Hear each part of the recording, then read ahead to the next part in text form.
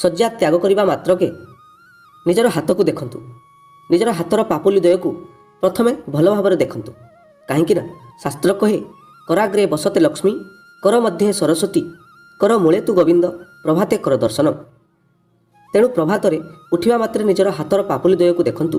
କାହିଁକିନା ହାତରେ ଲକ୍ଷ୍ମୀ, ସରସ୍ୱତୀ, ପ୍ରଭୁ ଜଗନ୍ନାଥ ଶ୍ରୀହରି ବିଷ୍ଣୁ ଅଛନ୍ତି। ସମସ୍ତ ଦେବତାମାନେ ହାତରେ ଅଛନ୍ତି। ତେଣୁ ତ ପୂର୍ବକାଳେ ବ୍ୟକ୍ତିର ହାତରେଖା ଦେଖିବା ଦ୍ୱାରା ଲୋକମାନେ ତା'ର ଭୂତ ଭବିଷ୍ୟତ କହିଦେଇ ପାରୁଥିଲେ। କେବଳ ସେତିକି ନୁହେଁ, ହାତକୁ ଦେଖିବା ଦ୍ୱାରା ଏହାର ବୈଜ୍ଞାନିକ କାରଣ ମଧ୍ୟ ରହିଛି।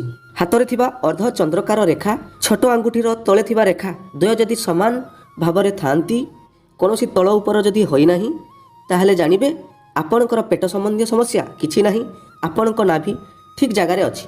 ଯଦି କୌଣସି କାରଣରୁ ଉଭୟ ରେଖା ତଳ ଉପର ହୋଇଯାଏ, ତାହେଲେ ଆପଣଙ୍କର ପେଟ ସମ୍ବନ୍ଧୀୟ ସମସ୍ୟା ଅଛି ଏବଂ